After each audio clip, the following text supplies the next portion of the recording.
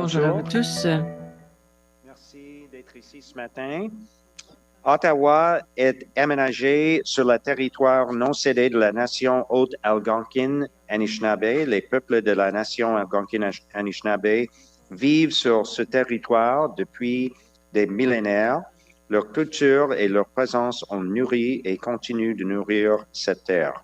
La ville d'Ottawa rend hommage au peuple et au territoire de la nation Algonquine-Anishinaabe. Nous témoignons notre gratitude à tous les gens des Premières Nations, les Inuits et les Métis pour leurs précieuses contributions passées et présentes à ces terres. For those who are able, please rise for a moment of personal reflection. Pour ceux qui le peuvent, veuillez vous lever pour un moment de réflexion.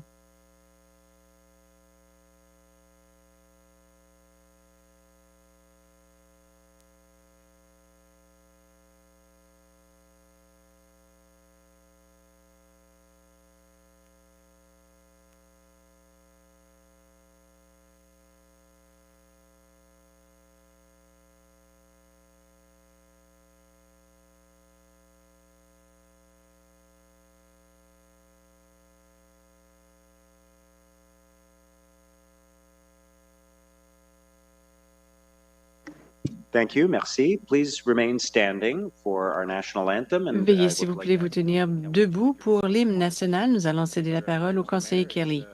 Bonjour à vous tous. C'est vraiment un plaisir et un honneur pour moi de vous présenter la chorale de mon école, l'école de mon quartier. C'est l'école que j'ai fréquentée. Alors, il s'agit d'une opportunité unique pour les étudiants de pouvoir chanter avec d'autres chanteurs diversifiés. Ils font partie du concours de musique de BBC et tous les ans, ils participent à différentes activités. Alors, ils vont aussi chanter à 19 heures ce soir. Et vous savez, j'aime bien que l'on commence nos réunions avec l'hymne national. Allez-y.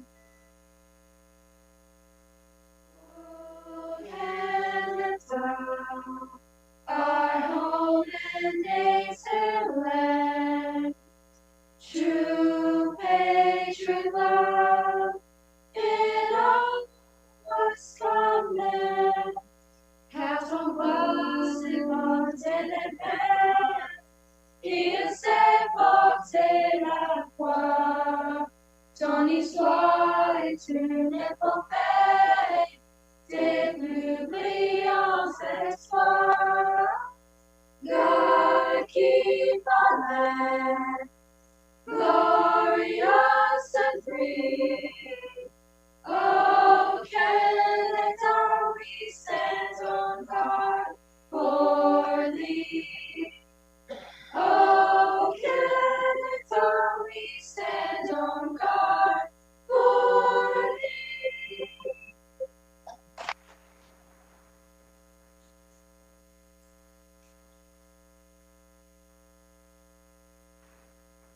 Thank you so much. What a great job. Merci à vous tous. Félicitations. Et tandis qu'il s'agit de l'anniversaire du conseiller Turney, voulez-vous lui chanter bonne fête, s'il vous plaît?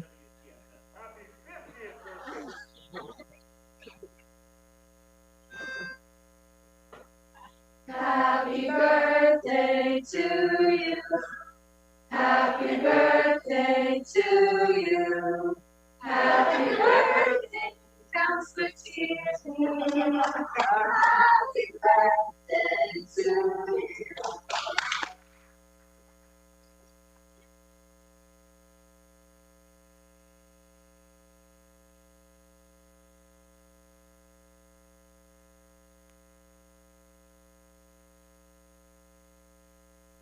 Thank you again to the students from West Carleton. Encore une fois, Secondary merci School. beaucoup aux étudiants de l'école West Carleton.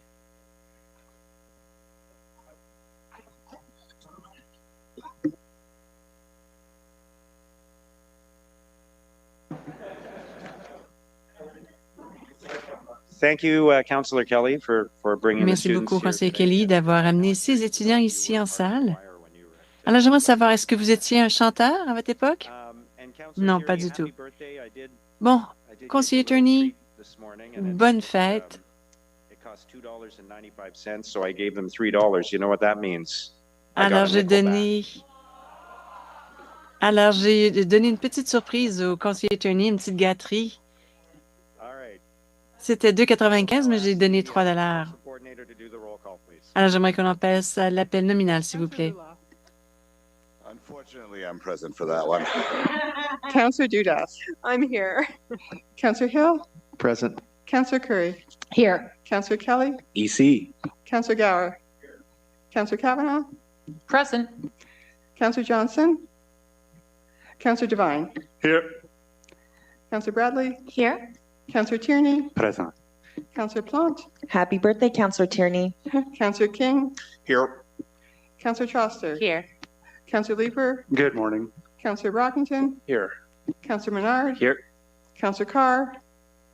Here. Councillor Kitts. Here. Councillor Giroux. Here. Councillor Brown. Here. Councillor Duresh. Here. Councillor Hubley. Councillor Lowe. Here. Mayor Sutcliffe. Here. You have a quorum, Mr. Mayor. Vous Thank avez you. quorum, Monsieur le maire.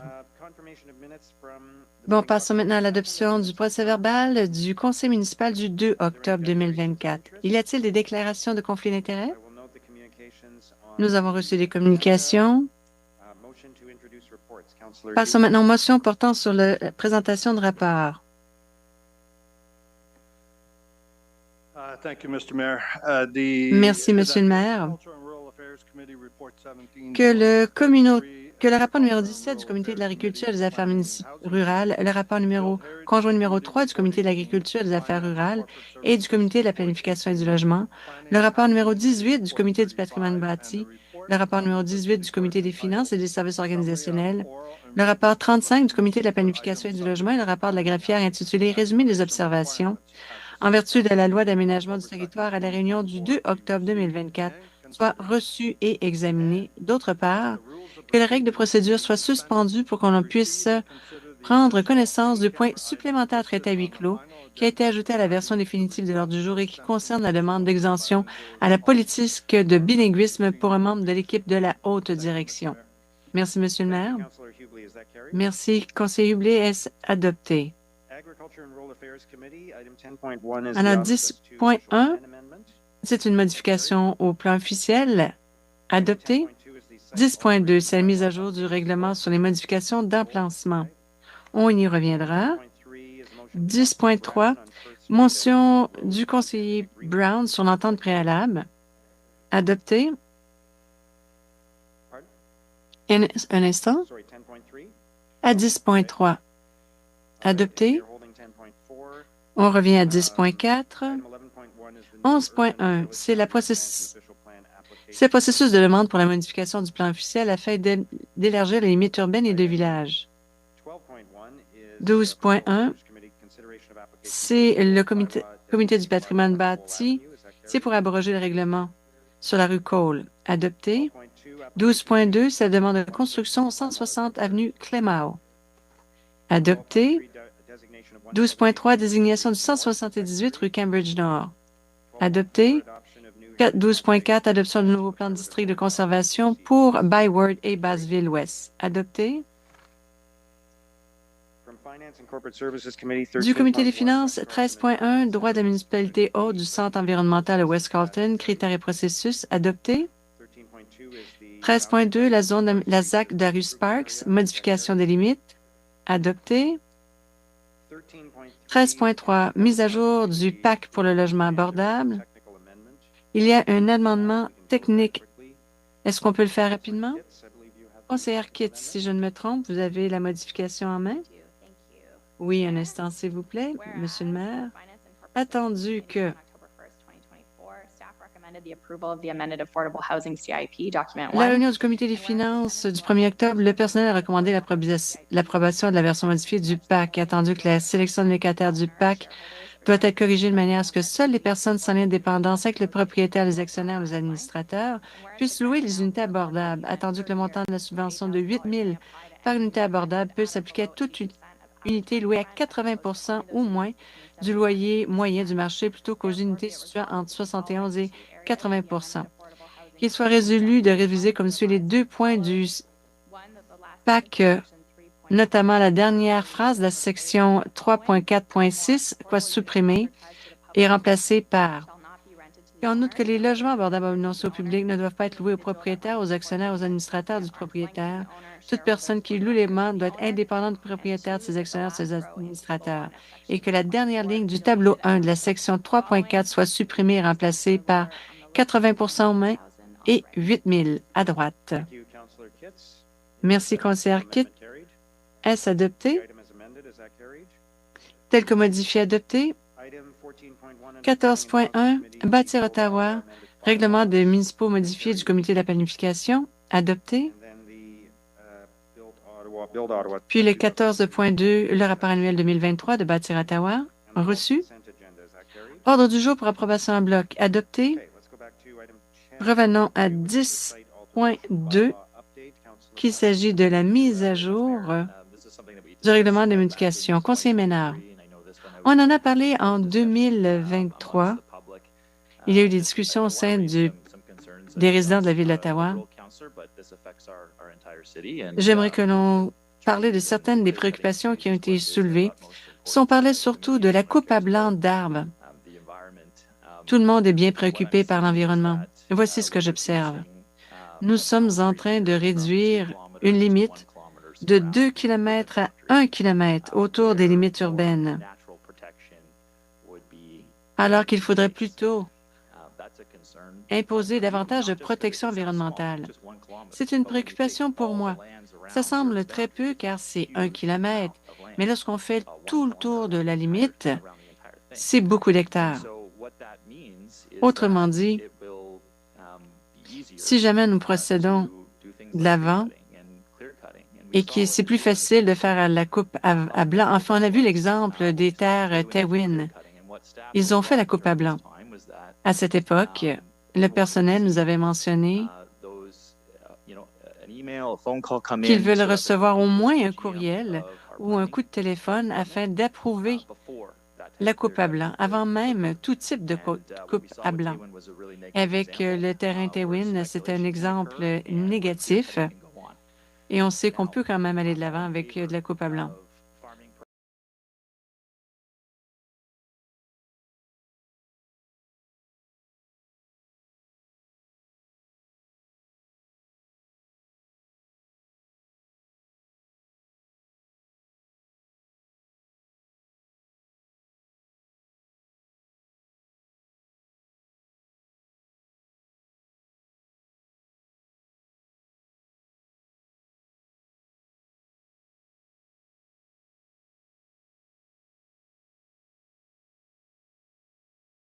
Law that shrinks the boundary, which was a motion from 2 kilometers to 1 kilometer for that natural protection, and eliminates the original staff recommendation, which was to extend protections in all of our rural area out to the edges of the City of Ottawa's boundary. So, appreciate this is on the agenda, and I just want to register my dissent for the item. Thanks.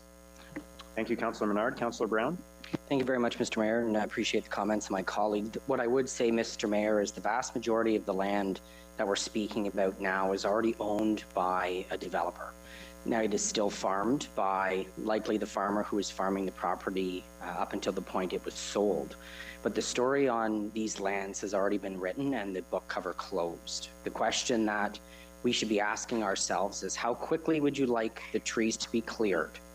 What we do see in most cases is even when a developer purchases this property, the use on the property itself doesn't change, whether it was farmed or whether it was forested property, and that's because there are no restrictions that the owner of the property will see even with the change in ownership. What we're trying to do is encourage, in this case, these properties to retain the forested lands that they have. If you're looking to regulate, you're going to send the wrong message. In most cases, these properties haven't been touched in decades or generations. These lands will be developed one day. We know that. As the urban boundary grows, these lands will be the first to be included into the urban boundary. We want to encourage landowners to keep what's there today for as long as possible. And what we saw in Taylin was a normal farming practice. And although it wasn't communicated well to the public, my recollection was no laws or regulations were broken. But if you want to try to regulate these properties, you're going to see the unnecessary clearing of land before it is actually required for development. So, Mr. Mayor, certainly I'll be supporting the item as it is before us. I can appreciate the work that staff have done 2 rounds in a row, having to go back and consult again. And this passed ARAC on consent, and I hope that it will have the majority support of Council today. Thank you very much, Mr. Mayor. Thank you, Councillor Brown. Councillor Bradley? Thank you, Mr. Mayor. I went back this morning actually to watch the December 6th council meeting where we discussed this item just to refresh my memory. And at the time, I believe it was Mr. Stowe was speaking about the need for these protections. And obviously staff will execute whatever decision council makes today. But I'm wondering if maybe staff could add their comment of whether they support reducing the environmental protections from 2 kilometers to 1 kilometer. And with us today, potentially making it more permissive to add lands to the urban boundary. Is this environmental protection not even more important than it was when we originally had this discussion back in December of 2023?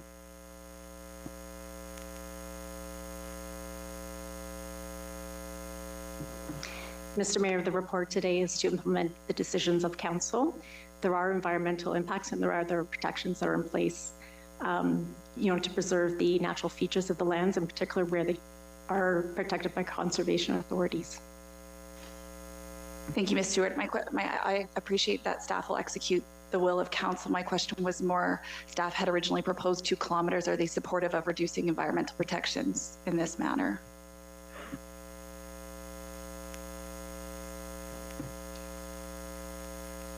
Mr. Mayor, staff do support implementing the change. The consultations were supportive of the changes. We received very little concerns raised with regards to the change in terms of the boundary. So staff have come off their position that originally the 2 kilometers was the recommendation, and now we feel that it's okay to reduce environmental protections. Because I appreciate that the consultations and that the public may have weighed in differently, but I'm looking for the professional advice of staff on whether or not they support those recommendations or if they support their original recommendation of 2 kilometers. Perhaps Mr. Stowe could speak to that.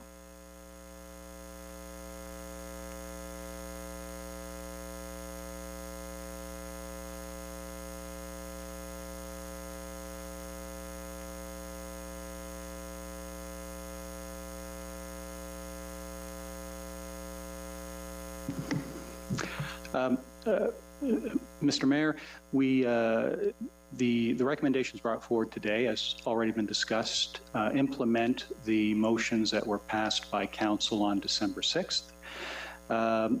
The original staff recommendations were based upon a perceived risk that there could be future clearing of lands in the natural heritage system. That being said, where we have seen most pressure for land clearing has been in proximity to the urban boundary, where that 1 kilometer protection still exists. And where we have seen clearing in the rural area, it has typically been for agricultural purposes.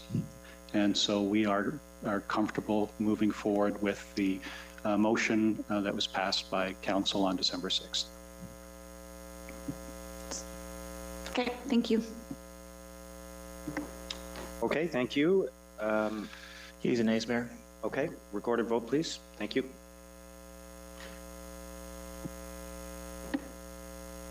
Councillor Kelly. Yes. Councillor King. No. Councillor Johnson. Councillor Gower. Yes. Councillor Lowe. Yes. Councillor Troster. No. Councillor Plant. Oui. Councillor Brown. Yes. Councillor Kitts. Yes. Councillor Carr. No. Councillor DeRose. Yes. Councillor Leeper. Yes. Councillor Hubley.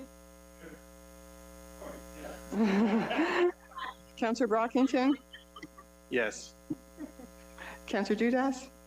Yes. Councillor Curry. Yes. Councillor Kavanagh. No. Councillor Hill. Yes. Councillor Durush, Wait. Councillor Menard, No. Councillor Lulaf, Yes. Councillor Devine, No. Councillor Tierney, Yes. Councillor Bradley, No. Mayor Sutcliffe, Yes. 17 yeas, 7 nays. Okay, carried. Thank you. Item 10.3 is the motion from Councillor Brown on Perth Street and Maynell Road front ending agreement. I'm trying to remember who asked for that to be held. I did, Mr. Mayor. Okay. I have some Councillor questions for Hughley, staff yeah, on that one. Pardon? I have some questions for staff Go on ahead. 10.3.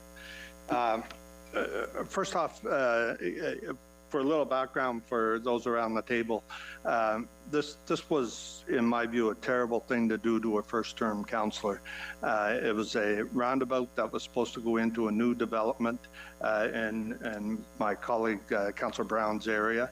I've talked extensively with him about this and asked him if he would mind if I spoke to it here today, because there's been some things done here that I think have to be questioned. And so to staff, I'd like to know, was this a staff designed roundabout, or was this a consultant brought in to design it?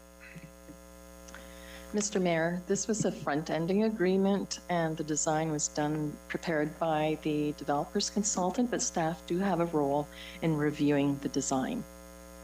So early on, when the ward councillor highlighted that there was going to be issues with this roundabout, that farm equipment, for example, would not be able to use the roundabout,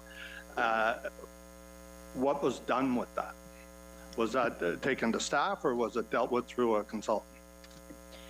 Staff contacted the consultant and worked with the consultant, so the roundabout itself can accommodate farm equipment.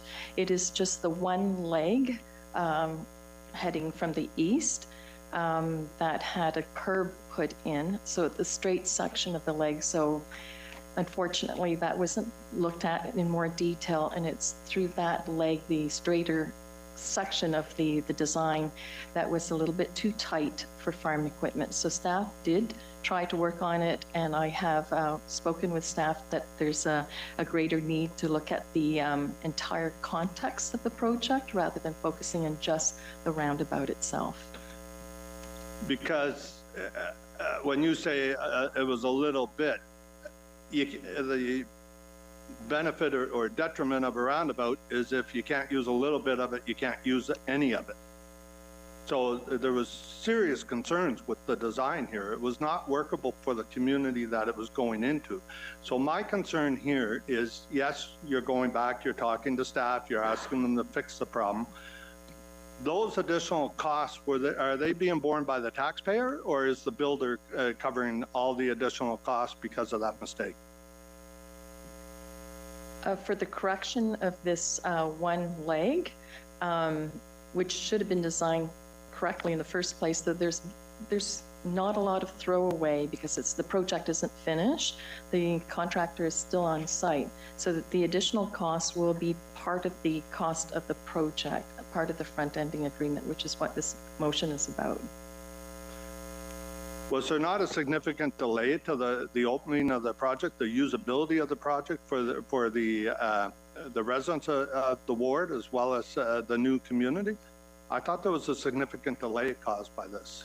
Mr. Mayor, it is being used now, and it's only for the very wide farm equipment that had trouble getting to the roundabout, but that is will be corrected, and with the passing of this motion, we will be able to fund the correction, and it'll be done because the contractor is on site, so it'll be fast.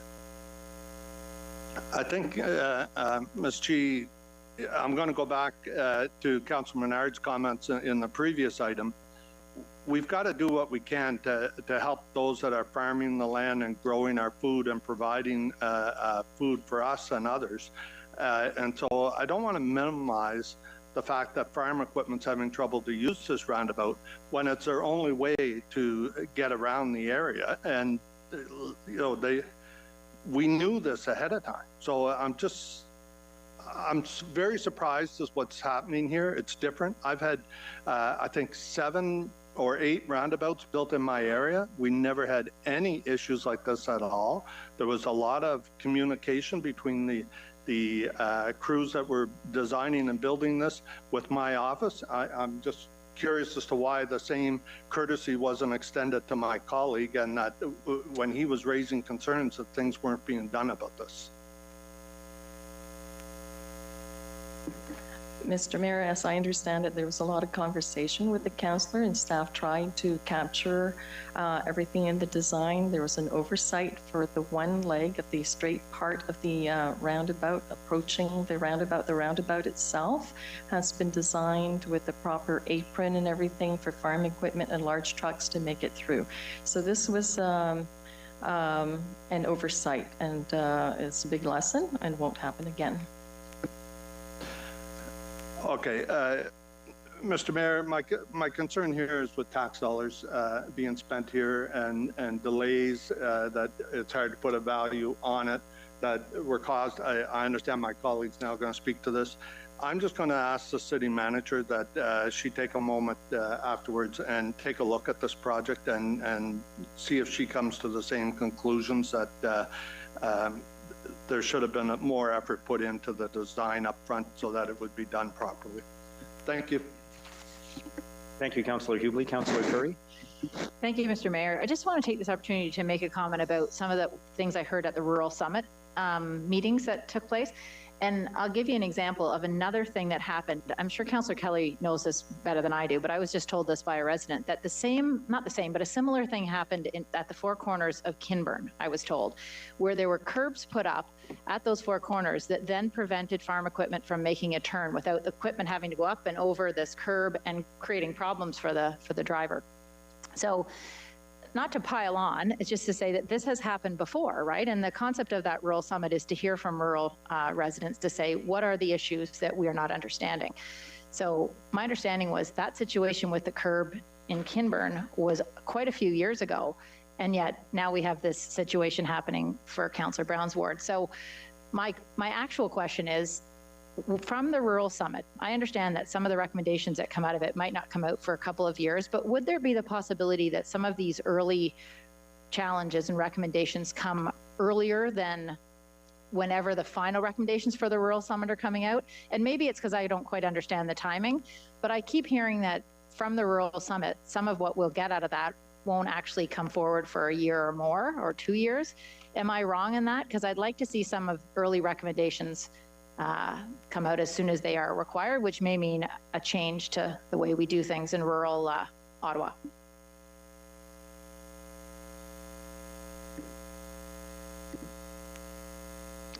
Thank you, Councillor. Actually, this is already being put to use right now, or to check. I have staff looking at all roundabouts that are in the design process to review this from a contextual lens, looking at the users of the facility, the infrastructure, and also having a look at some of the ones that have been built in the past, if we're still experiencing issues there. So once staff have put that information together, I will then formulate the go-forward plan on this. But definitely for the situations where it's still under design, that's the best opportunity to correct if there are things to be corrected. For those that have already been built years ago, then we'll have to look at some way of finding mitigation for them if there's still a problem existing there. Fair enough, Mr. Mayor. I guess what I'm looking for is more of like, you know, when we say, we go forward with any project, we put a few lenses on it. You know, we'll look at a lens. How does this, you know, gender equity lens or whatever. The concept of having a rural lens, because I mean, the example I'm giving is not necessarily a roundabout. It was just curbs at the four corners of Kinburn. But that knowing that there's a project of any sort, that there be this lens put on it, that the question would be asked, you know, what kind of equipment's going to be going through here? If some of them are very, very wide farming equipment, you see them going down the roads, Second Line and March Road, they're much larger than anything else. So, but if that is something that might come out of the Rural Summit, when is that going to come to us, these recommendations? Because I understand there may be quite a gap, whereas I'd like to see some things that could be implemented more quickly come forward prior. Is that possible?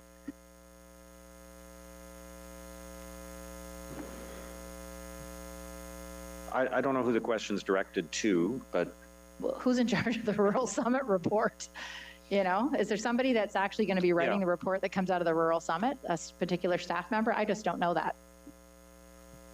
maybe we can respond to that inquiry outside the meeting if you're okay with that. I mean, I would just say for the, you know, from my perspective, working with the rural councillors on the desired outcomes of the Rural Summit, we want to move forward as quickly as possible, as quickly as feasible on all of the objectives that are part of the you know, that are responding to the feedback that we heard from the community. So there's no intention to delay any of the work that will come out of the Rural Summit, apart from the normal process that any change will take. Okay, good to hear that. You understand what I'm saying? That, you know, instead of we're waiting 2 years to get a report on how the Rural Summit went, and then 2 years later to have some of the things implemented, that things could actually take place as we go. Anyway, I'll leave it at that, but I think I've made my point. Okay, thank you, Councillor Kitts. Thank you, Mr. Mayor. I will just say, you know, I hope we learn from this situation. I know we heard that already, but I have a roundabout in design in a rural area, and I appreciate that we've had some conversations about how we have to do things differently. But, you know, I've seen a draft design already, which I shared with my colleague, given his experience, and he did share concerns about it. There was another project previously, a skewed intersection that didn't take into account farming equipment, which I was able to redirect, but not after time and money had been spent on that project. And I do find repeatedly when I'm giving feedback about intersections and trying to bring that local context, whether it's situations like this or the warrants seem off, or, you know, the congestion seems heavier, it's often met with resistance. So, you know, I think we need to, this is a reminder, especially in a rural, suburban, urban context, that we can't have a one-size-fits-all approach. We do have to take into consideration local context, and I appreciate that we've heard that that will be the case going forward. Thank you. Thank you, Councillor Kitts. Councillor DeBruce. Good morning, Mr. Mayor. Thank you very much the opportunity to speak in on that. I'm not going to repeat what my colleagues, the concern brought up, but I do want to commend Councillor Brown to bringing this to the front and inviting staff on site. And myself and Councillor Kelly, we also went and checked it, and we understand the situation, right, what's happening on the ground.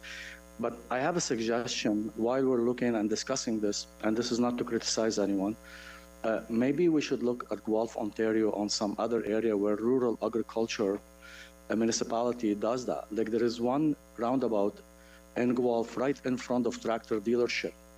And you'll ask everyone around the area, they all have huge equipment. They come in and they go through every day, but it works very well. So we need to look at those design, not an urban design in rural setting, because around that roundabout, when we did our site visit, all what you have is really farmland.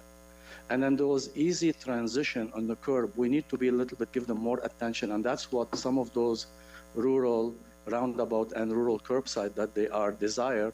I understand, because they give them a tractor trailer. Yeah, it's easy. He can go on top of the curb, but every tire costs $6,000, $7,000 if they blow up. So we're going to take some under consideration. Maybe we should look at some other design in other rural municipalities.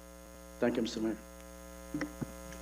Thank you, Councillor DeBruce. Councillor Kelly. Thank you very much, Mr. Mayor, and we'll thank my colleague, Councillor Curry, for mentioning Kinburn today and the intersection that was designed there a few years ago and the trouble that farm equipment had with that. And this, I think we have a long track record of these types of decisions in the city of Ottawa. About a year ago, there was an article that the Ottawa Citizen did about the upcoming Rural Summit, and they featured a bridge that was replaced in my ward on John Shaw. And they took a 2-lane bridge and made it a 1-lane bridge, which means the farmer that lives on that road, or the farmers that live on that road who have fields in the other direction, now have to take a 10-kilometer detour in their farm equipment to get to their property. All because we don't do a good enough job at listening to the people who are in the community who experience this on a day-to-day basis.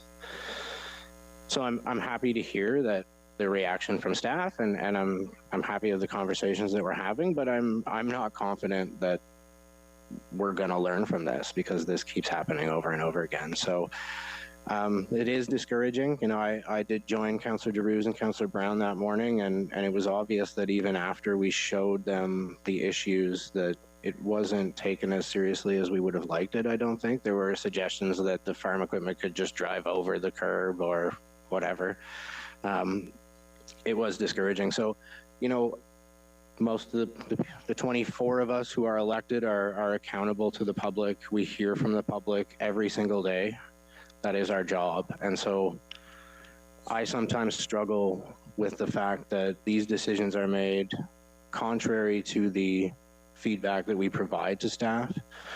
And I do see multiple examples of this, particularly around traffic and intersections. You know, thousands of dollars being spent on studies for intersections that I've never heard a single complaint about.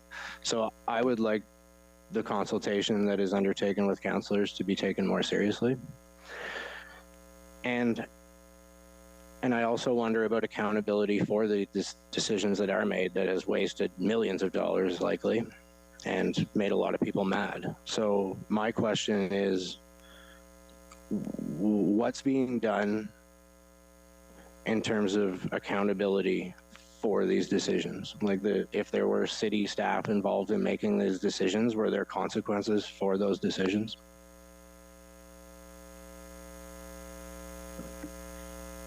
Mr. Mayor, it's not just one individual. All these designs go through an internal review process with other departments, looking at safety, looking at operations and all of that. So, so I have been working with GMs and senior staff, talking about how we need to fix this and fix it for once and for all. And certainly the consultation with councillors and what councillors say are quite paramount, and that should be respected. So in my role, I'm trying to change culture, trying to change how we work with all of you on council, and making sure that residents are served and that the users of the infrastructure that we put in, that it's designed for them. So again, context is very, very important, and I'm pushing that message through to all the departments. Thank you. As obvious as you can make that to us and to the public, the better, I think. I'll leave it at that. Thank you, Councillor Kelly. Councillor Brown. Thank you very much, Mr. Mayor, and I appreciate the comments from our colleagues. And I'll start by thanking Ms. Chi and Ms. Stevenson for stepping in over the last few weeks to ensure that we move forward and complete this project. I'd also like to thank you and your office, Mr. Mayor, for the support you've given me, and certainly my colleagues on ARAC. This has been something I've been talking about for over a year, complaining about for over a year. And I think the information and the commentary that staff are hearing today is extremely important. I've been assured that they are listening. The article that Councillor Kelly referenced, I actually shared that with staff earlier on in the year and said, this is the situation I'm looking to avoid. And lo and behold, we still ran into this problem. When I did invite my rural colleagues out to the roundabout site earlier this, or late summer, early fall, so I could show them and staff what was going on. What I didn't tell staff is I'd organized a farmer to come with his tractor that was built in 1997, so it's not the newest tractor on the road, it's certainly not the biggest. But when the tractor went through the roundabout, I wish I had a picture of staff's face and the consultants' faces when they realized what I had been saying was in fact accurate. And I think it was probably the most valuable on-the-ground meeting I've ever had, because at that point, much of the resistance, or all of the resistance, disappeared. It shouldn't have taken that. I shouldn't have had to ask a farmer to take time out of his day to come and show staff that we knew what we were talking about. But that's what needed to happen, and I'm very pleased following that. Staff stepped right up and said, we're going to fix it. We're going to make sure not only that I'm satisfied, but the farmers that have to drive through this roundabout are satisfied. I think when we're talking about the Rural Summit, this is the kind of common sense solution and problem solving that we need. And I'm very pleased to hear that staff are going to be listening to what local councillors have to say, because as Councillor Kelly said, we're on the front line. We hear from our residents each and every day, and it's not only the farmers that raise concerns about this particular roundabout, but the residents who it's being constructed for in the new development in Richmond. I would hope that we never have to go through this again, which is why I'm working with Councillor Kitts, because I want to ensure that the roundabout being planned for her ward doesn't run into similar issues such as this. It has been extremely challenging for the farmers who put food on our plates not once a day, not twice a day, but 3 times a day. It's been challenging for the residents and of course myself. At the end of the day, this is a developer-led project and the funding is coming from development charges, but it has soaked up a lot of staff time. It has soaked up a lot of my time and my staff's time. I'm very pleased to hear that we're confident that we're going to be making improvements in the process going forward. We should never get to this point where we have to sit around this table and talk about a roundabout because farmers can't get through it. I hope we never have to do this again. And certainly, I have never been accused of being quiet or keeping my opinion to myself. But this has been a struggle trying to work with staff and the consultants. But I am pleased that senior management has stepped in and that the communication has improved, from my perspective, 100-fold. So thank you very much for shepherding this to what I hope will be the conclusion. Mr. Mayor, again, thank you to yourself, your office, and my colleagues. And I appreciate these type of issues rising to council's attention. It really does show that not only are we a city, but we are a rural and agricultural city. And I think it's important that our urban colleagues hear conversations like this. Thank you very much, Mr. Mayor. Thank you, Councillor Brown. Is the item carried? Item 10.4 is the all-way protected permitted left turn signals at the intersection of River Road and Mitch Owens Road. Councillor Devine. Thank you. I appreciate the opportunity to lift this item to the agenda today. And from what I understand, this item passed at committee without questions or comments. And based on my understanding of what's proposed here, I think that the item does merit some questions and considerations. And as much as I appreciate the conversation we just had, this is not about a roundabout. This is not about oversized vehicles getting through an intersection. This is just a good old intersection with cars and people and bikes. So I'll start with a quote from staff recommendation in this report in order to speak to the analysis that has already been put into their position. So over the years, staff have completed multiple reviews of the River Road at Mitch Owens Road intersection and have concluded that the data indicates that this location does not meet the warrant criteria. To be specific, how many times have staff conducted field studies at this intersection since 2018? Mr. Mayor, as indicated in the report, we've done 21 different studies at the different parts of the intersection. Keeping in mind that a study, when we look at the intersection, there's a morning, evening, afternoon peak that we're looking at. So that's 3 studies right there, just in one direction.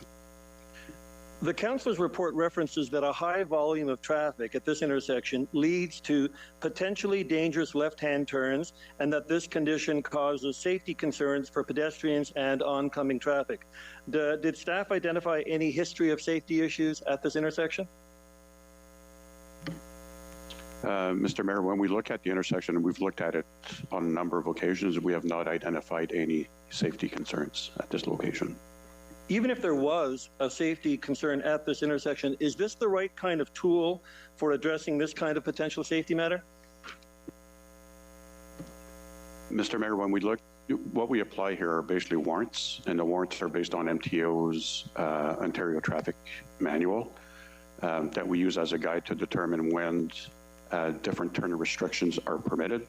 And in this case here, it does not meet those warrants. That's why the report is in front of you, is because it does not meet the warrants.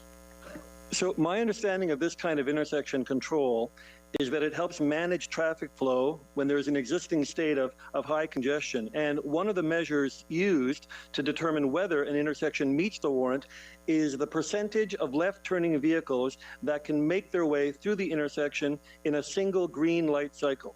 What percentage would staff be looking at to meet this condition of a warrant? So usually when we're assessing warrants, and this is basically the issue here is about when do we provide left turn arrows at an intersection.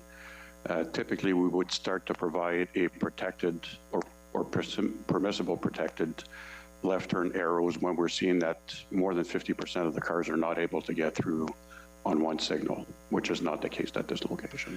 More than 50%. And based on staff's multiple studies of this intersection, what's the percentage of left-turning vehicles that can currently make their way through this particular intersection in a single green light cycle? Mr. Mayor, as indicated in the report, 93% of the vehicles are able to get through. So worst case scenario, 93% of vehicles are getting through. Is it fair to say that the implementation of an all-way protected permitted left turn signal at this intersection could lead to unanticipated problems like increased congestion? Mr. Mayor, again, as indicated in the report, there can be unintended consequences in terms of affecting traffic flow. But that will vary depending on the time of day also. So staff have made it clear in their report that the intersection doesn't meet warrants. You've indicated today some potential unanticipated concerns. Are there other potential concerns if council approves this unwarranted signal? Could you then expect to receive similar applications from other councillors? Because I know that I've got residents in Ward 9 that are asking me to do something similar. Mr. Mayor, the reason why the report is in front of you is because it does not meet the warrants. Is there a risk that there may be others? There could, but everyone is going to have to be assessed on its own merit, and then it would be up to council's decision whether or not they want to approve. Thank you. I'd like to talk about the financial implications now. So my understanding is that the capital budget for this program is $100,000, which is one line item on a larger capital budget for about $1.8 million. And the proposal for this intersection, if approved, would cost about $40,000 from that small budget. So that's 40% of the program budget for an unwarranted project. If we don't approve this committee recommendation today, would this $40,000 and any other budget funds remaining, would that money be returned to general coffers, or would it go towards other program expenses like other warranted capital projects or even maintenance of existing assets? So, Mr. Mayor, the $40,000 is coming out of a bigger envelope that council's approved. It's the 2024 life cycle of traffic signals account. The overall account itself has 1.8 million of approved authority. So the 40,000 would be coming out of that account. And that account is used for everything to deal with the maintenance and the life cycle replacement of traffic signals. So basically we would be working within that account.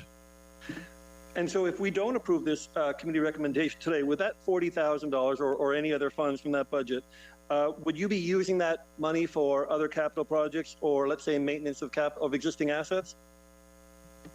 Yeah, Mr. Mayor, as indicated, it's part of a bigger pool, and because it's a capital account, it will carry forward into next year because a lot of the improvements that we do span over multiple years.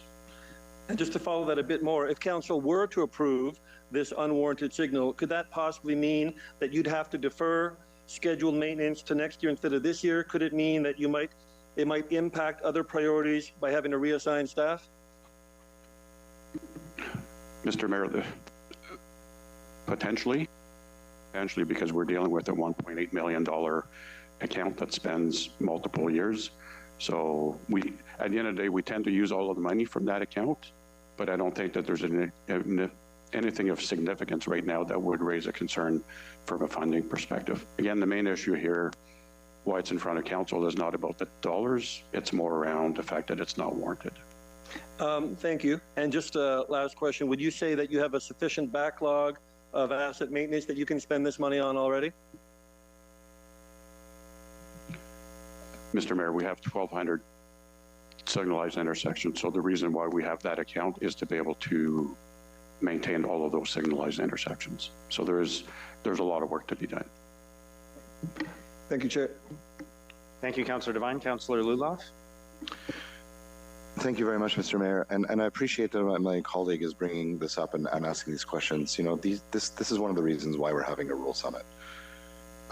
You cannot apply urban warrants to rural areas. If we continue to do that, no sidewalk in any rural village will ever get repaired. It could be at the point where it's at stone dust, but because of the warrant system that we use, it will never, ever meet the threshold for repair, ever. Because even if it's a 0 out of 5 in condition, it'll always sit at 1 or 2 out of 5 for traffic or for the amount of use. So that means every sidewalk in every rural village will sit as stone dust because of the warrant system that we use. This is why we're having a rural summit, to avoid people trying to make decisions on issues that they are unfamiliar with, at intersections they've never been through, in areas they don't represent, using warrants that cannot be applied properly because they ignore the rural context. Thank you. Thank you, Councillor Luloff. Councillor Lowe? Thanks, Mayor. One of the things that I've always had a qualm with about the MTO assessment is that it doesn't take a lot of human factors into account, and it's things like close calls, induced demands that that upgraded signals might bring. But anyway, one of my questions, actually I think my only question, is about the signals themselves. Now, I've been through the intersection before, and I believe they have not been upgraded to LED lights. Is that correct? Like, there's still the old incandescent bulbs. That's what I seemed to picture at the intersection when I went through last. Mr. Mayor, I don't know that off the top of my head. I'd have to get back to you on that one. Okay, if that's the case, like I see a case here to just sort of tag that in, and it might actually lower the overall cost of that too. So, you know, I'm gonna, you know, I'm familiar with the intersection. I see the need for it. Unfortunately, the data process overall, I think, has purely relying on the data process rather is flawed on its own. Data process, it's not flawed, but purely relying on it certainly is a flawed method of determining what upgrades are needed. Did you? Yeah, staff are pretty efficient, so they are LED. So the light heads have been changed already. They are efficient. Okay, thanks. Well, that removes half that point. So anyway, same thing about the data, but I'll still be supporting Councillor Giroux's in his quest to upgrade this intersection. Thank you. Thank you, Councillor Lowe. Councillor Giroux? Thank you, Mr. Mayor, and I'm so happy to see Agricultural Affairs Committee keeping our council meeting busy.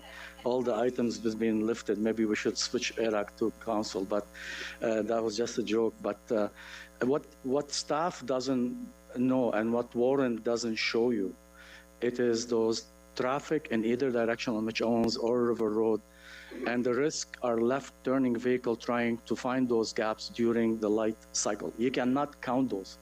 And I don't care how much you sit on that intersection or not. No one knows the community and the intersection and their near misses other than us. It is our community. This is not for my ward. This intersection, it's been 5-6 years project. A former councillor Moffat and I have been dealing with it, and now we're working my councillor colleague, Councillor Brown, about it. This is for the people that they come from Findlay Creek, Riverside South, Maryville, all the residents that they come to Ottawa.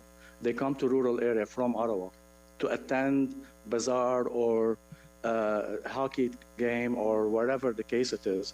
They don't know how those intersections function. And you have 4 businesses on that intersection, 4 plaza, that they go in from Mitch Owens to River Road and Bridge Road to River Road and vice versa. So people cut through those intersections between Shoppers Drug Mart and Drummond's. And I wish, before we discuss this here and lift an item, maybe you should drive there and sit for a couple hours at the Tim Horton and figure out for yourself. I'm not here for argument. And I would have paid this from my TTC, but the problem is my TTC is $75,000. I have 10 community and I have over 900 kilometers of road that I look over year after year.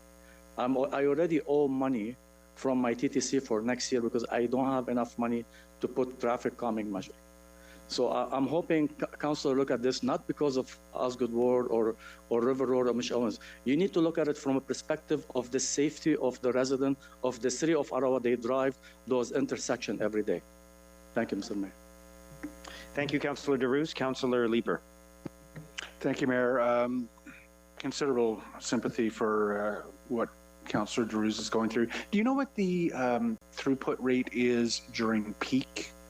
So the threshold is 50%. Sorry, I'm trying to remember exactly how you worded that threshold, but you had a 93% success rate through the course of the day, but I'm virtually certain that most of the people are able to turn. Is this a peak hour problem? Mr. Mayor, yes, typically we look at the peak hours for these assessments. Okay, so is that 93% a peak hour throughput? Correct. Okay.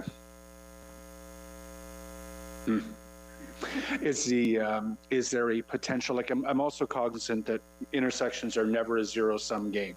Time that you devote to one movement is time taken away from another movement, and that certainly can result in the backups. Is there the potential to put left turns in only during peak hour, if it's required? So the way the system works is basically it needs to be triggered. So basically the loop system would trigger basically when there are more than 2 vehicles that are actually queuing, it would trigger the left signal. So if there's no vehicle there, it won't trigger the left turn signal. If there's only 1 vehicle there, it won't trigger either. So that vehicle will have to go on the normal green light. Okay, thank you. Thank you, Councillor Lieber. Councillor Kelly. Thank you very much, Mr. Chair. Mr. Mayor. Thank you to Councillor Lulaw for his comments on the warrant system and the need for the Rural Summit, and I'm really pleased to see so much interest in rural issues today. This is fantastic. I think this is the biggest turnout we've ever had for an ARAC meeting. I have a retirement home in my ward. There is a desire from that community to have a crosswalk to the strip mall across the street, which in our ward is their only option for walking to something. They've got a pharmacy, a bakery, a liquor store, so they use it a lot, and they don't feel safe crossing the road. And they've approached me a number of times about getting a crosswalk. Doesn't meet the warrants. City won't do it. And I know that we're probably all sick of hearing this line about how one size doesn't fit all in a city the size of Ottawa, but that is true. And when you represent a rural ward, you see that on a daily basis, how that affects your residents. So just because it doesn't meet the warrants doesn't mean that people feel safe. And we represent those people. So when they come to us with concerns, and I'm reading through this report, and I'm seeing terms like the surrounding homes and residential neighborhoods in combination with a nearby school have created a desire for active transportation. I think we talk about that a lot around this table and how that's one of the goals of our city is to increase active transportation. Pedestrian safety is also mentioned here as one of the driving reasons for this motion. So I think those are things that even Councillor Devine, who has an issue with the way this is going, would see some merit in keeping pedestrians safe and in making it safer for active transportation as well. So I think there's many reasons to support this motion. I will certainly be supporting it because at the end of the day, we represent people. And when they come to us with concerns, that is something I take to heart more so than the particulars of the merit system in our city. So I think you're probably going to see me bring similar motions in the coming weeks and months because to address the issues in the rural areas, we often can't rely on this warrant system. So we have to do things like this. And I think all of us sitting around this table can picture getting calls from our residents about concerns they have. And of course, we want to address them. So we do what we can to do that. And yeah, again, just appreciate the rural-focused conversation we're having today. Thank you, Mr. Mayor.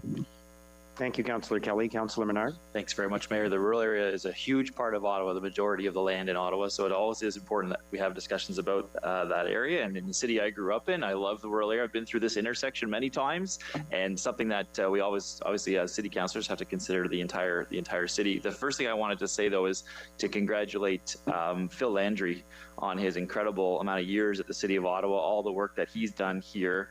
I know he's having a retirement party, I think, tonight. I'm hoping I'm not spilling any beans or anything, but I think there's a big retirement party for Phil tonight after council. And just want to say, certainly in my own work capacity with him, he's been an excellent steward of transportation issues in the city, and could not have done many of the things that we've done without his work and help, and his staff's help. So just a huge thank you to Phil Landry and his amazing decades of service to the city of Ottawa. On this issue, was it brought to Transportation Committee? Did it go for a discussion there? Mr. Mayor, this was brought forward to the Agriculture and Rural Affairs Committee, which is in accordance with their terms of reference. Okay, and I guess, is this something that, can any issue go to ARAC, whether it's environmental issue, transportation issue, any committee issue that would normally go to another committee, ARAC can have those issues come up at their committee? Mr. Mayor, it really depends on the issue. I do note that there are specific provisions in the ARAC terms of reference, which I think have been there since the 2005 Rural Summit, that specifically speak to rural transportation matters, including intersection improvements, parking, sidewalks, and pedestrian paths. There are also some specific responsibilities in other areas, but it's not across the board that every issue that includes rural implications would automatically go to ARAC. Okay. With regard to some comments that were made about sidewalks not being repaired, that they would go to dust in the rural area or rural villages, I can't imagine that is true. So just to staff, how are sidewalks repaired in rural villages, and how are they looked after in a way that is commensurate with, say, other sidewalks in the city of Ottawa? Mr. Mayor, I can start with that and then hand it over to Mrs. Rose for additional details. So from a maintenance perspective, small repairs, we don't really look at the geography in terms of a sidewalk as a sidewalk. It's more around what it's serving. So basically, if there's a hazard, we would be addressing the hazard. When it comes to more significant repairs, that's where Mrs. Rose's group would take over. So I'll let her speak to the prioritization. Thank you, Mr. Mayor. As part of our renewal and condition assessment processes, that is what we take a look at. It's the condition of the assets. So it really doesn't matter in which ward or geography that it is. Our renewal programs are based on the condition of the assets. And it makes sense to do that with an asset management process. And of course, if there's a hazard where there's going to be a safety issue, that sidewalk needs to be fixed. I can tell you there's lots of areas in my ward as well where there are issues that need to be addressed, and I know that they go onto a list, and I don't think it's just unique to one area of the city or another. And with regard to the warrant system, I mean, I think the fundamental issue here is not so much the warrant system, it's the funding, right? It's actual putting funding behind it to make sure that these assets are repaired at the end of the day. We can't just say that, we've got this small amount of money to fix all the issues in the city if that's not going to cover many of the issues across the city. So council at the end of the day has to fund these priorities properly so that we get the fixes that we need to areas like the rural area, like the urban and suburban area.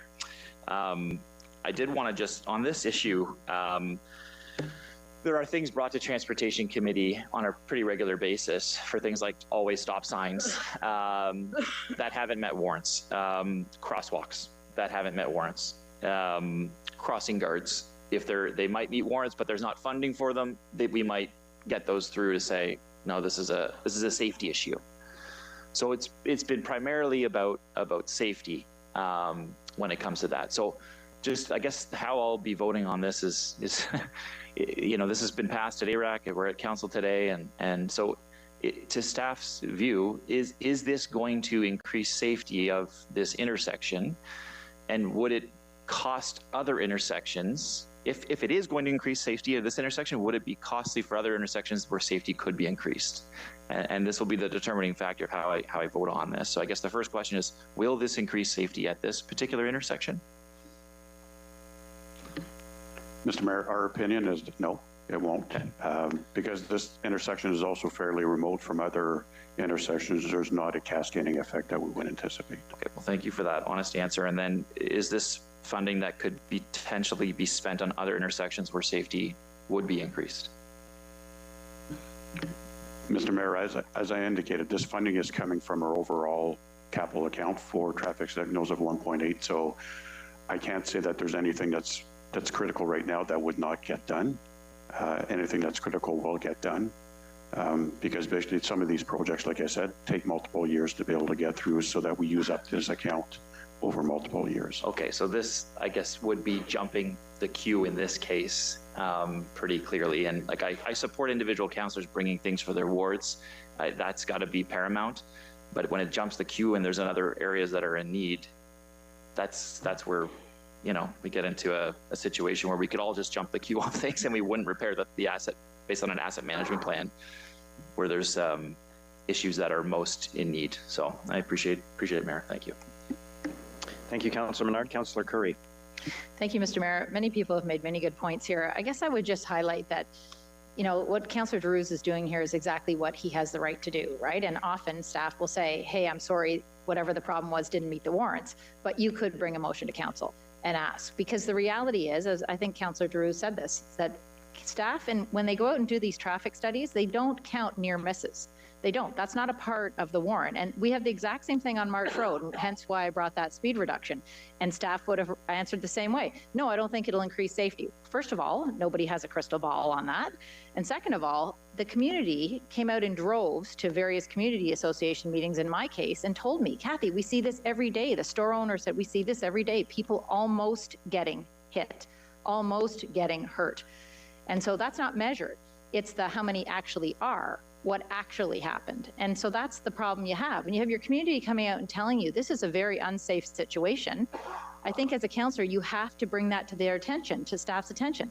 And when have we not talked about how sometimes policy, sometimes the rules, sometimes the specifics or council direction to staff doesn't apply to every situation? I know this intersection very well. I mean, like Councillor Menard, I was out there all the time in my life with various hockey tournaments and getting to various rinks, and I see what's going on. It's just that sometimes, especially I think in the rural areas where the stats don't match what the rules are that staff have to follow. So the councillor brings a motion to council or to a committee, then council, and that's what's happened here. For two reasons I will be supporting this. First of all, because I have lived through this in a slightly different situation where I do believe the change has made a big difference with people actually slowing down in this very dangerous area. And second of all, I don't think people appreciate what it is to be a rural council and have 10 communities that they have to serve.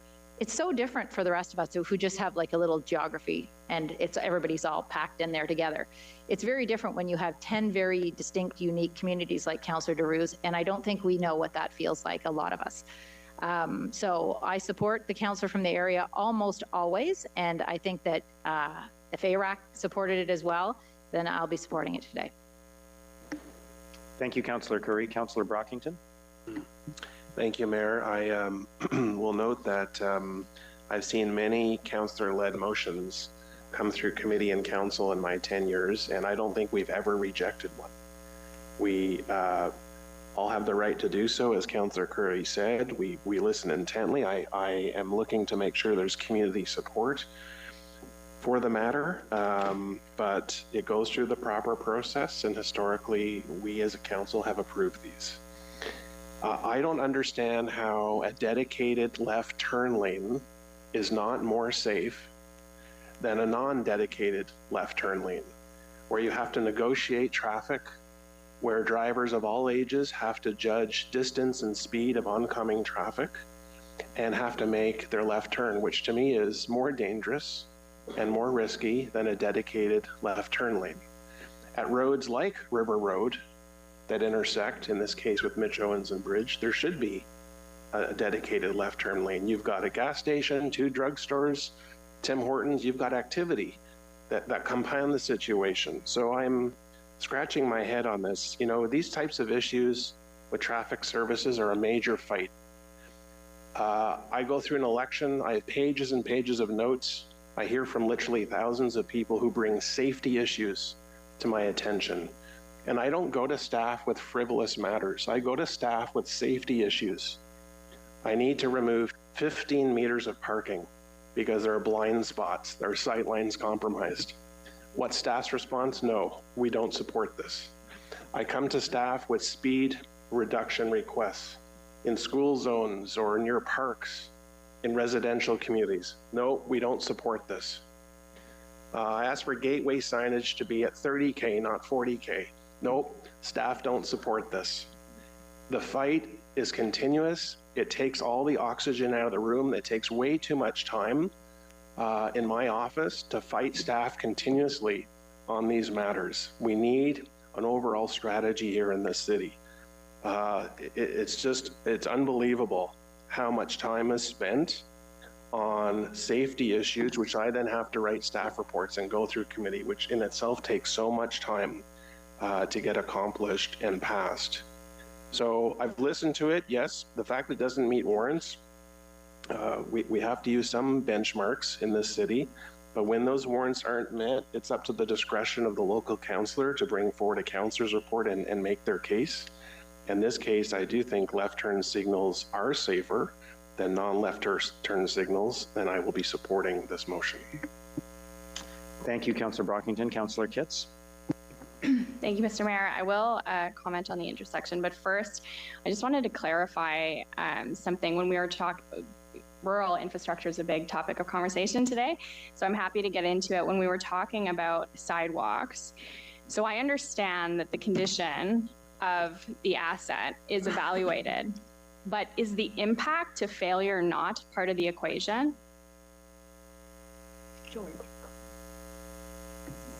Mr. Mayor, so when the condition of the sidewalk, so we do rely on our partners in Public Works to also provide information on what it is that they're seeing. So we have a cycle in terms of where we evaluate the condition, and we also have Public Works staff that help us with that. And so when there's a safety concern that's escalated, then either the repair is done through my colleague, Mr. Gontier, or through our program if it's a significant length of sidewalk.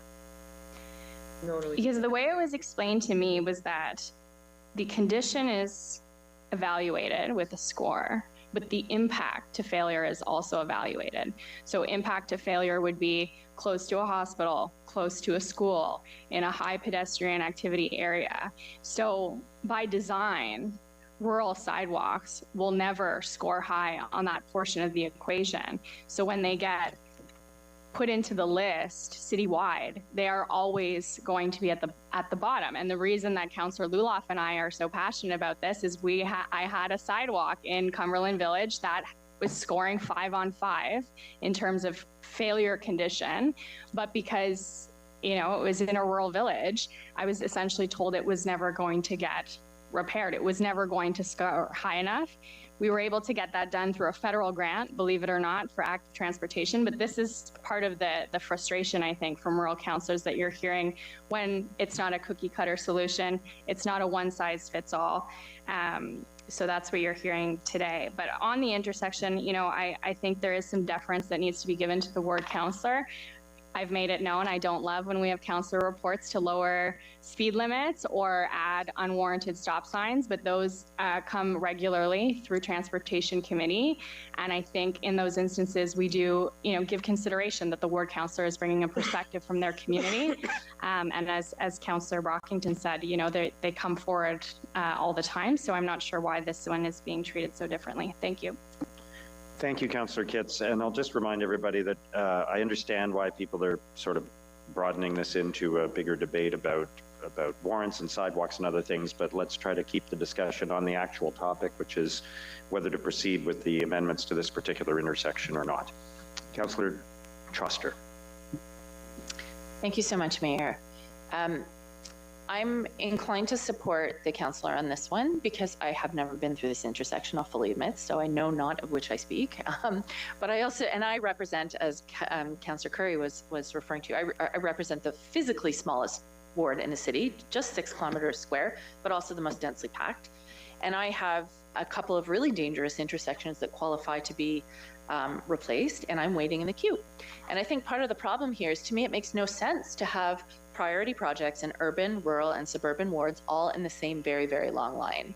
I know other cities have, I know in the city of Montreal, borough councils have control over local roads. I think it's about time as we start thinking about our midterm governance review and our governance review next year, maybe we need 3 separate queues to allow an urban, a rural, and a suburban committee to prioritize projects within those regions of the city, because it makes absolutely no sense for the intersection that we desperately need at Bay and Somerset to be in competition with a rural intersection. And I'll say I was really thankful the Transportation Committee supported me just over a year ago when there was a horrendous accident at the corner of Gladstone and Rochester, and we voted to accelerate the feasibility study on bike lanes for Gladstone. And yeah, that was queue jumping, but somebody died there 20 years before, and then someone almost died there last year. And so this is why we bring these reports forward, because we need to advocate for our communities. So, you know, I'm inclined to support this, even though I am very frustrated that it will displace other needed projects. And I think the problem is baked into the system. I don't think we should be competing with each other in this way. And also, just, you know, one final line about resources. If we underfund our infrastructure, we're going to be having these arguments over small pockets of money and small projects over and over and over again. So thank you very much.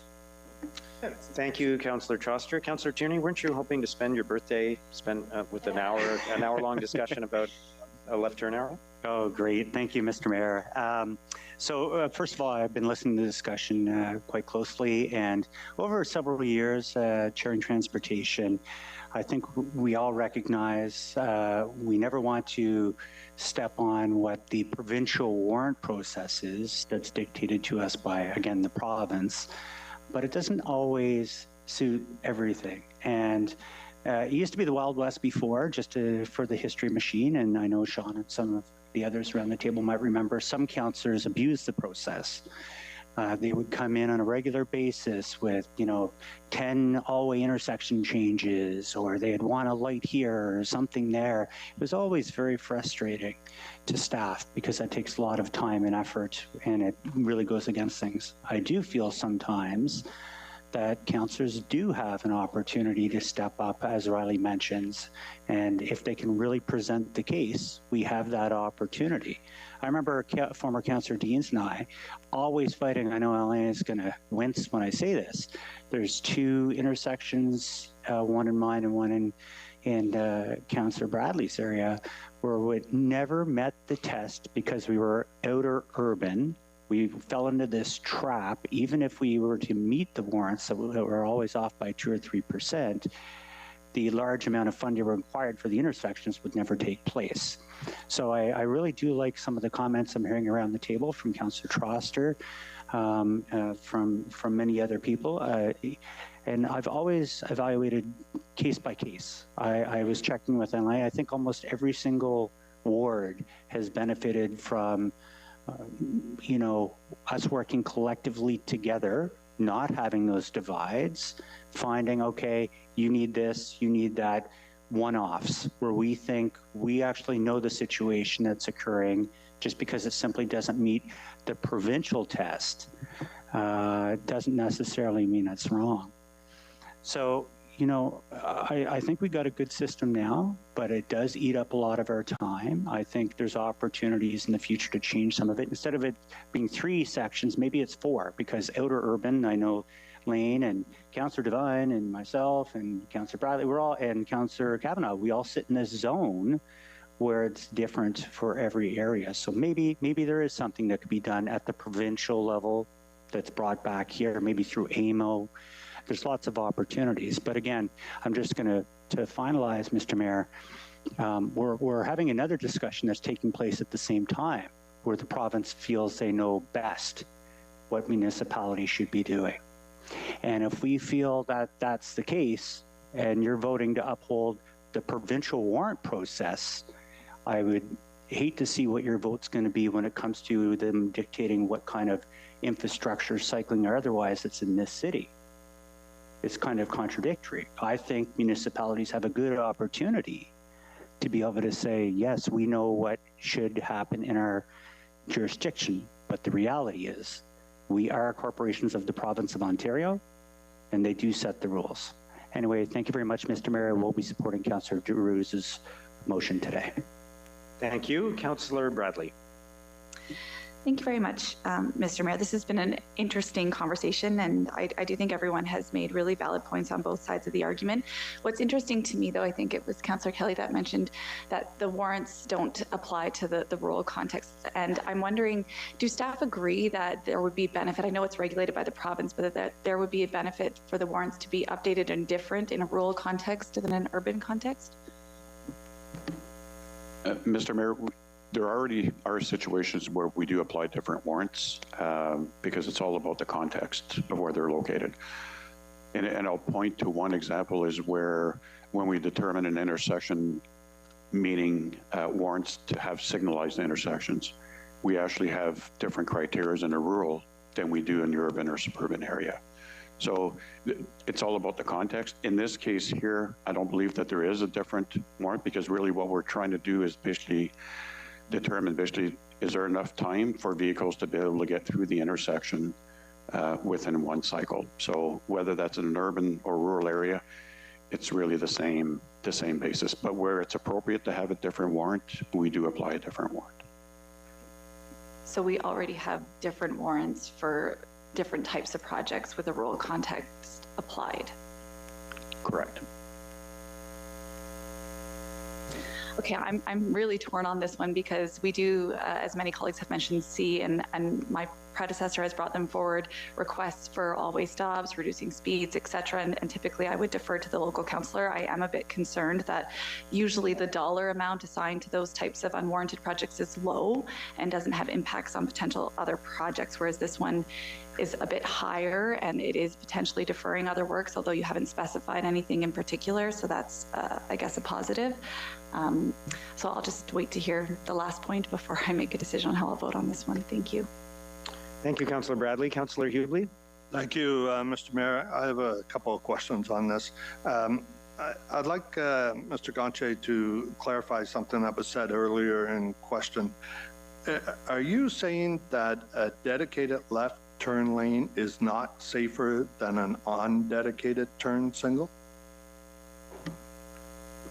Mr. Mayor, again, it depends on the context. If there's an intersection where cars are not able to get through the intersection within the cycle and they're queuing for longer, then yes, there is a safety concern. And that's when we start to implement basically turning movements.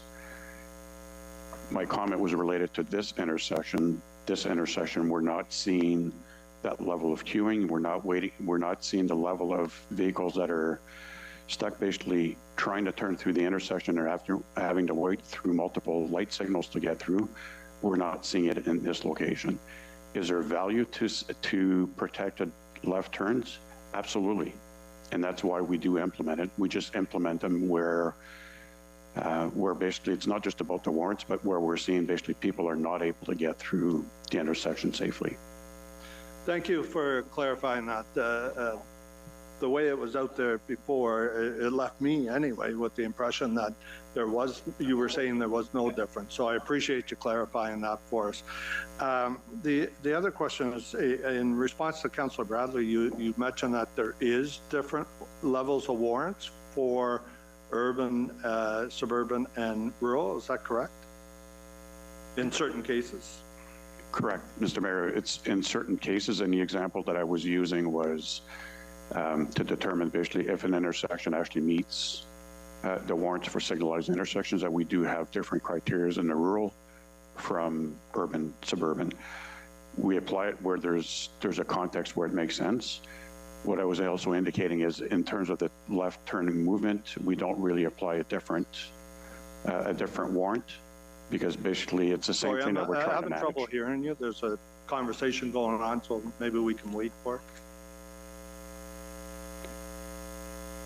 So what I was indicating is that in this case here, really what we're trying to do is basically assess how many cars are actually able to get through the intersection. So this is less of a rural-urban context was the point that I was trying to make. Okay. Thank you. Thank you, Mr. Mayor. Okay, thank you. Yeas and nays, please, on the motion. Councillor Clark. You mean Kelly? Kelly. Yes. Councillor King. Yes. Councillor Johnson. No. Councillor Gower, Yes. Councillor Lowe, Yes.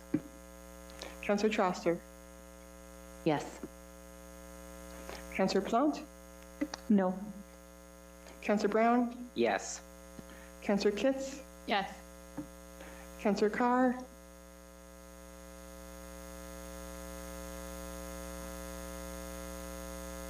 Yes. Councillor Giroux, Yes. Councillor Leeper, Yes. Councillor Hubley, Yes. Councillor Brockington, Yes. Councillor Dudas, Yes. Councillor Curry, Yes. Councillor Kavanaugh, No. Councillor Hill, Yes. Councillor Giroux, Yes. Councillor Menard, Yes. Councillor Luloff, Yes.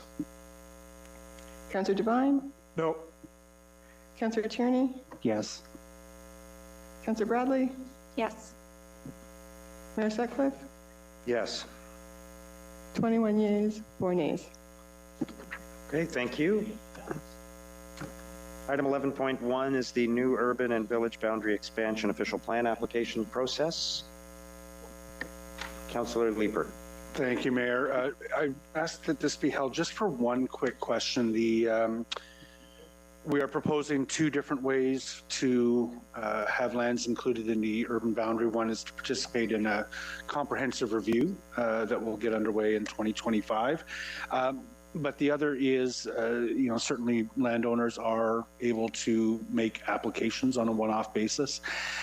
If there is an application and this is a big if, the landowner were to demonstrate that the city needs the additional lands because of population pressures, almost all of the potential growth areas would need some form of infrastructure that hasn't been contemplated in the IMP or in the TMP. How would we assess those applications where the infrastructure is not already contemplated in one of our master plans? Mayor, when there is an application that comes forward, the first step in that process as part of a complete application is identifying the works that are needed or could be needed in order to support that application. And as part of the application, applicants could request that those works be considered local infrastructure and funded by the applicant or by the landowners group that is benefiting from them. And so as local infrastructure, it would not typically be in our infrastructure master plan or transportation master plan. And that would be the amount of flexibility that staff would recommend to allow those projects to be considered should there be a point where they meet the needs test. And is that flexibility built into the process as you've already proposed it to council? Chair, because it would be considered local infrastructure, and that would ultimately be approved by council as part of their application and the amendments to the official plan.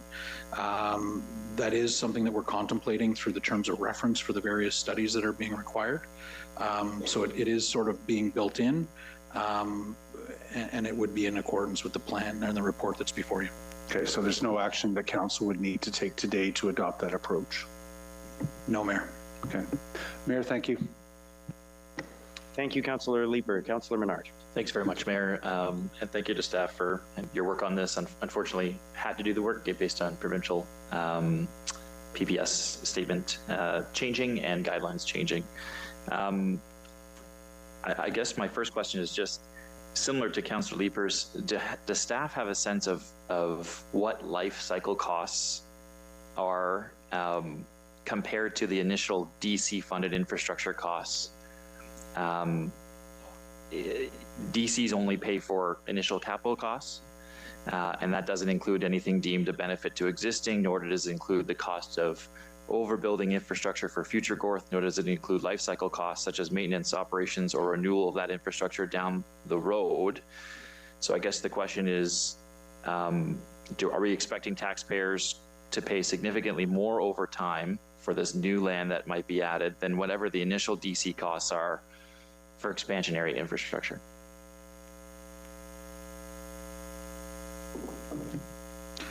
Chair, there's no doubt that there is additional costs to operating a system and ultimately at the end of life cycle replacing that.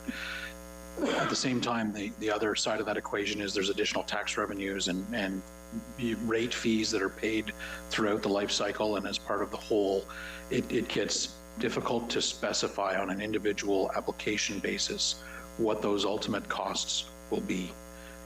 So, you know, at a high level, I think to answer your question is no, we don't have that information at our fingertips for the full life cycle of that project, but it is something that as part of the system would form part of our long-range financial plan and asset management plans. That's helpful information back. Under the exercise that we went through in 2021 during the OP discussions, staff had indicated which parcels would be, say, more expensive versus less expensive to add to the urban boundary, and it was helpful to have that analysis. Would that same analysis be done in this case under the process you're recommending for a 2025 overall review of lands?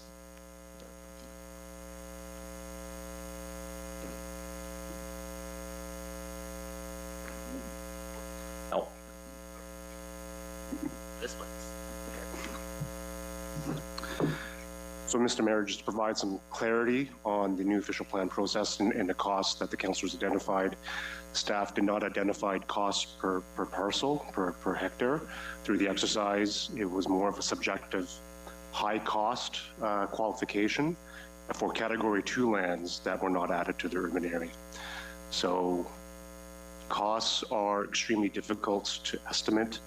That's why we have a TMP and IMP to identify the projects, to see what the trunk systems are required to service those lands. So normally those costs are better borne out through a TMP and IMP update. That's understandable. Just given the process, you only know the costs once they're added, and then you have the TMP IMP process to know the infrastructure amounts, and I guess ongoing operations costs are a hard thing to calculate as well. But for lands that were previously added, would we have better examples there of what they ended up costing after we added them to the urban boundary? I assume we'd have more real costing analysis for some of those examples. So, Mr. Mayor, there are three primary components to the costs for urban expansion parcels that were added with the IMP and TMP that we just talked about. The IMP was approved in 2024. The TMP is scheduled to be approved in 2025. And then at a more granular level information, we look at the secondary plan process for those parcels to sort of sharpen our pencils on the costs, if you will. So those costs need to be will be finalized through the end of the secondary plan process. The urban expansion parcels that were added are at various stages of the secondary plan process. So it's difficult to estimate the timing of the completion of those secondary plans vis-a-vis the 2025 review. Okay, thanks for that. I know there was lots of concern at committee about this in terms of the expansion, and I know staff in previous reports have indicated that they haven't seen any benefits to affordable housing through expansion. I do have a direction, Mayor, with regard to the growth projections, which staff worked on. So thank you for that. The directions that staff be directed to review the provincial guidelines on growth projections when they're available and identify what opportunities the 2025 official plan update has for a growth scenario that reduces the amount of potential urban and village expansion lands, amongst other scenarios for council consideration. It's just that we have some alternative scenarios. Thank you, Mayor. Thank you, Councillor Curry. Thank you, Mr. Mayor. Thank you, Councillors Leeper and Menard, for bringing this topic to council, because we had this conversation, a similar conversation at Planning Committee, and it's a really important conversation. What I'm hearing, and thanks, Royce, that it is difficult to make projections on the cost of what it would be to really afford new lands. And I guess one of my questions would be, what would it take for us to get more accurate calculations? Like, what would we need to do? I say that because I know that other municipalities are doing the same thing, same within the US. What is it that they are able to do? Like, what would it take for us to be more accurate in terms of how much it would cost us to service new lands, you know, forever, but, you know, have a very good idea of what it would cost? So, Mr. Mayor, I can start, and if the infrastructure and transportation staff wish to add, welcome them to the table. So it really is the TMP and IMP process that identifies those projects. It is a technical exercise. It's not something that's done overnight. That needs to look at the entire network from the urban area, including our intensification areas and the facilities that serve them and the ensuing trunk lines. So, you know, it is part of the TMP and IMP package to identify those costs at a high level, and then when it gets to a parcel, they're further refined through a secondary plan process. Okay, so let me just be clear. So you are saying you think you have the ability to do it? I mean, I understood at committee that you were, like, you keep saying high level, fair enough, but in terms to get to the granularity, would we need something else? I understand we have a IMP, we have a TMP, we have departments, public works, for example, just in terms of what are the ongoing costs. Maybe you'll tell me that that's worked into the IMP and TMP, but is there anything else we would need to get more accurate data other than high level? So I just want to clarify the timing, Mr. Mayor. So we would do the 2025 official plan review, and then our IMP and TMP would then need to be updated again to account for those parcels should they be added to the urban area. Okay, I understand the process. I'm just saying, do we have the resources? Do we have the technology? Do we have the ability? Is there anything else we need to get more accurate data? Mr. Mayor, if I may.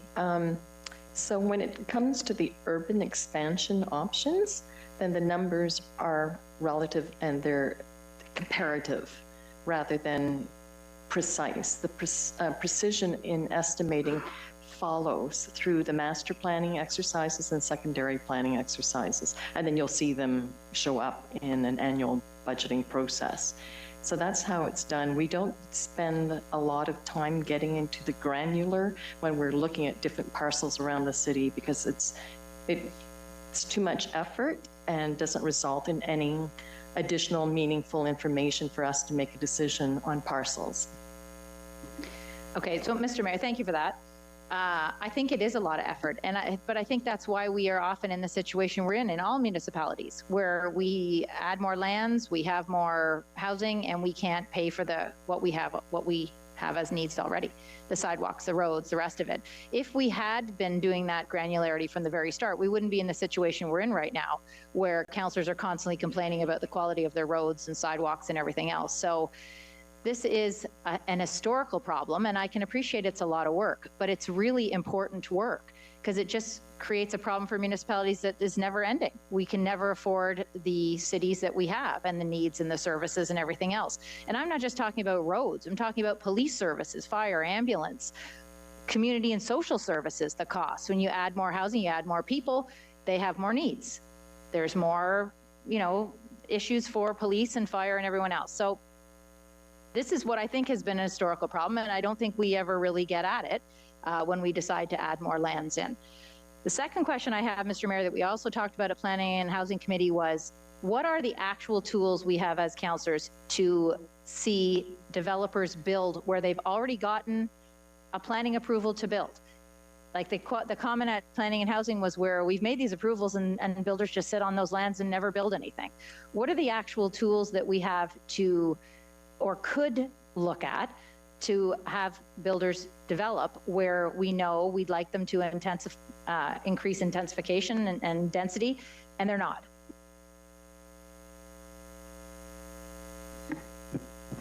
Mayor, it's difficult to force a developer to undertake a significant construction project when the market is not supportive of their project. And by that, I mean that the costs, don't generate enough of a return for their financiers to support the project and ultimately fund the construction. With respect to tools and what could we do, that's something that staff are happy to look at. There's different types of development projects that we have, and I think, at Planning Committee, we talked about, a number of high-rise buildings that were approved up and down Baseline or Carling, and that limited numbers of those have started construction. There may be some tools for that type of scenario where you're in an urban context or a built-up intensification type of context. There may be others in a greenfield type of scenario where there may be other options where land is not coming on stream quickly enough, because they're two different application processes, being a subdivision versus a site plan. That is something that staff are happy to take back and look for options. I think that was part of the discussion we had at planning committee, and we appreciate the challenge of getting things to construction, and housing starts has an impact on us in a variety of different ways. Okay, Mr. Mayor, so would that look like a direction, or you're committing to that, or what would that take? Because the other part of that is where we have apartment buildings that are built and they're not renting out the units, or they're setting the rent at $3,500 a month that nobody would rent, or nobody is renting anyway. And we have that problem in the city as well. So I guess what I'm looking for is, what would it take to get some suggestions in front of councillors? Do you need a direction? Do you need just a commitment to it? What would that look like? Chair, we're happy to work with council. If it's a direction you wish to make, we're happy to respond to that. If it's a discussion you're looking to have, on a one-on-one basis, we're happy to do that in the absence of direction. I think I'd like a direction, but you want that at council or at planning committee, or? Staff are happy to work with council in any way you choose. Mr. Mayor? It's up to you. I mean, I think it could be a motion at a future planning committee meeting. Okay, I'll work on that. Thank you. Okay. Okay, is the item carried?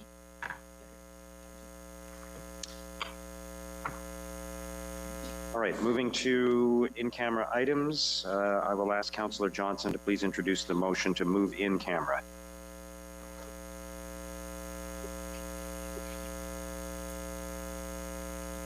Be it resolved that City Council resolve in camera pursuant to the procedure bylaw 2022-410 subsection 13(1)(e) litigation or potential litigation affecting the city, and subsection 13(1)(f) the receiving of advice that is subject to solicitor-client privilege, including communications necessary for that purpose, in order to receive a confidential legal briefing related to Stage 1 LRT outstanding legal matters and update on the implementation of the maintenance settlement agreement, not to be reported out, and be it resolved that council resolve in camera pursuant to the procedure bylaw number 2021-24 subsections 13.1b, personal matters about an identifiable individual, including staff, and 13.1d, labor relations or employee negotiations, in order to receive a briefing from the city manager with respect to the bilingualism policy, an exception for a provision within the senior leadership team reporting out date upon council approval, and